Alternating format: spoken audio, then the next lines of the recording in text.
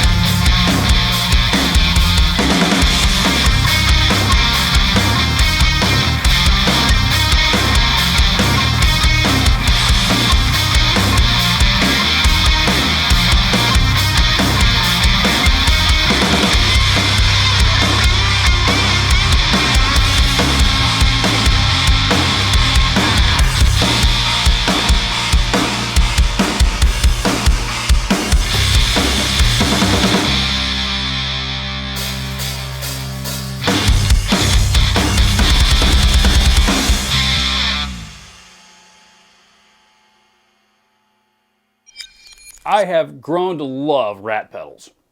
You know, that there's just something about that nasty, gnarly distortion that that just does it for me. I don't want. It's not a tone that I want to use all the time, of course, but it's kind of become like a guilty pleasure type of guitar tone for me. You know, I've collected several different rat style pedals. You know, including this. You know, the Rat 2, which is the current version out on the market right now. I got a Little Bear clone that I did a demo of. There's the Electro Harmonics Flat Iron Fuzz, which is a great rat style pedal, and then there's the the dog shit build quality Roadkill version that Proco came out with back in the 90s. And I think I probably got one or two others around here that I'm forgetting about. Anyway, I really dig rat pedals. But the truth is that's actually a pretty recent development for me because I used to absolutely despise them. Couldn't stand them, wanted nothing to do with them.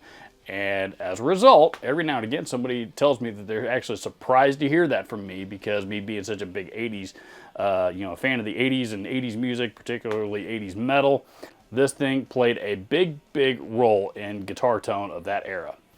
Particularly the stuff that I've always been into. Why did I used to hate them? Pretty simple.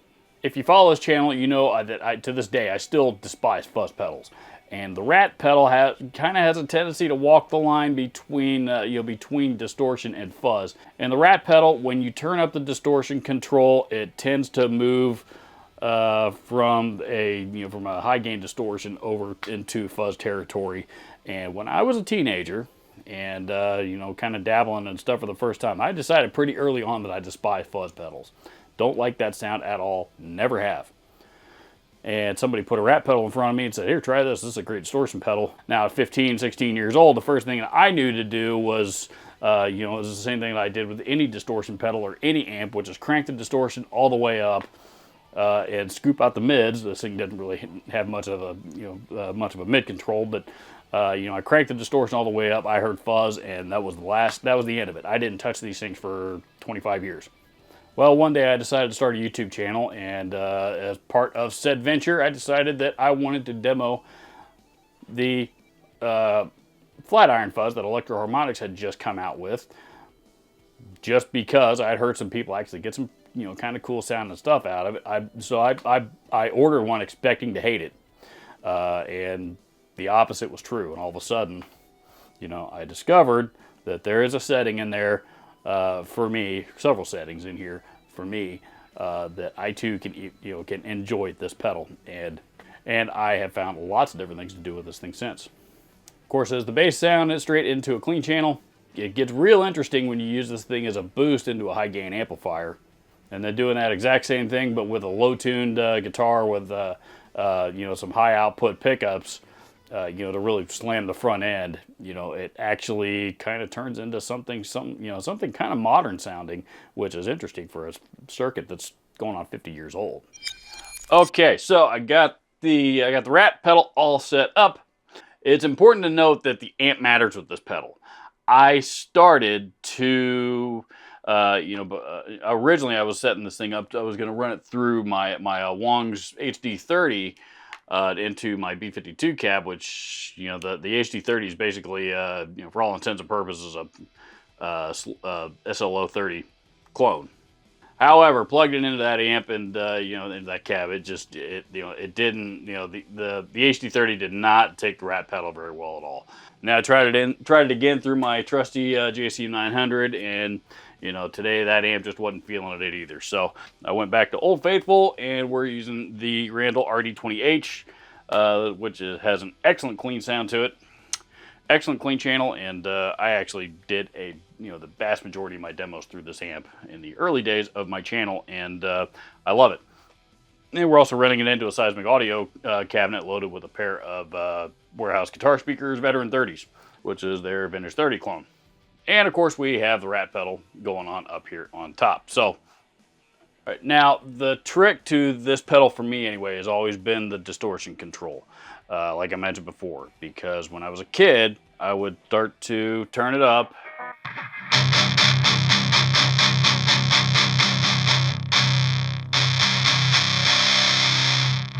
And the distortion all the way up, and it starts to get a little fuzzy.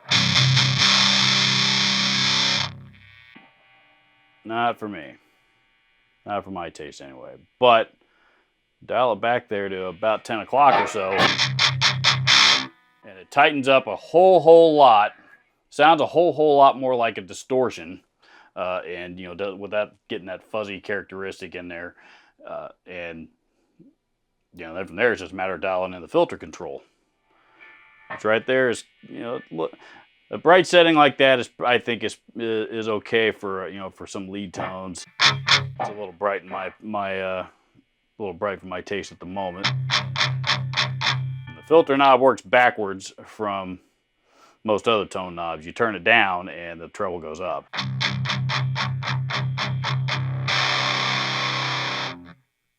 And that right there is how I like to dial it in.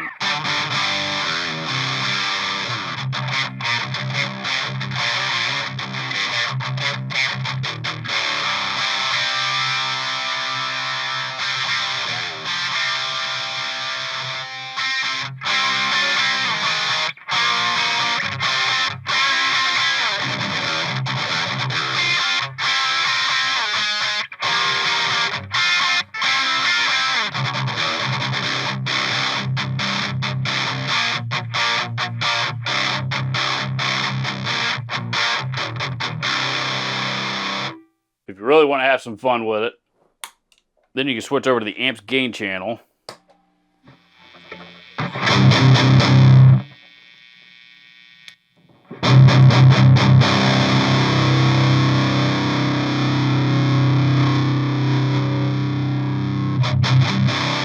And turn the distortion down, and basically set this thing up like you would a boost. Volume up, distortion down.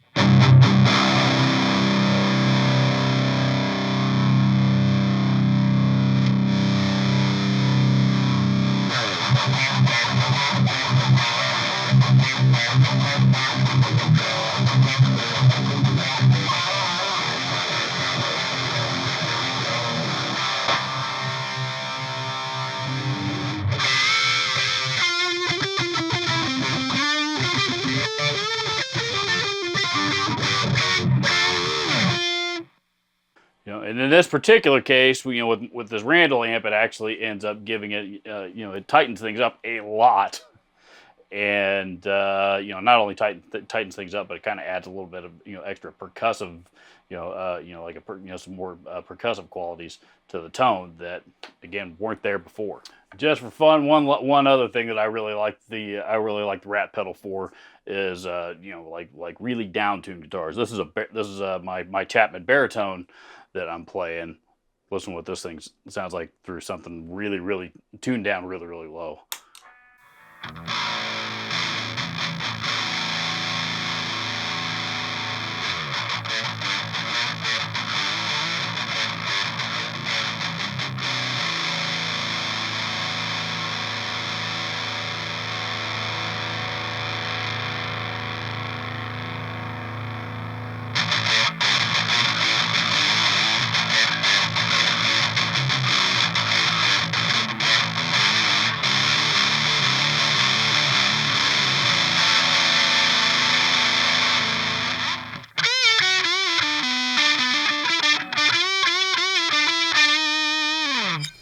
So that's why I used to hate rat pedals. I was a dumbass as a teenager and absolutely not open-minded to anything at all.